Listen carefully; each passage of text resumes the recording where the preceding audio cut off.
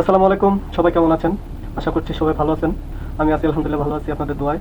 তো আজকে আমি মূলত একটা স্পেশাল বিষয় নিয়ে ভিডিওটা করছি। যে বিষয়টা হচ্ছে আমাদের আজকে ৮ম বিবাহবার্ষিকী। তো আমি আমার ওয়াইফের জন্য আজকে ২টা ফুলের তোড়া নিয়েছি স্পেশালভাবে।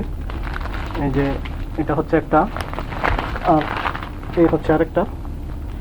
এই ২টা ফুলের তোড়া নিয়েছি এবং একটা খাম আছে। এই খামের মধ্যে সামান্য কিছু টাকা আছে, এটা ওকে আমি গিফট হিসাবে দিব। তো আমি যখন বাসা থেকে বের হই তখন আমার ওয়াইফের এরকম কোনো অনুভূতি বা এরকম কোনো ওর মধ্যে দেখতে পাই নাই যে আজকে আমাদের বিবাহবার্ষিকী বা কিছু। আর হয়তো বা ডেটটা খেয়াল নেই আজকে।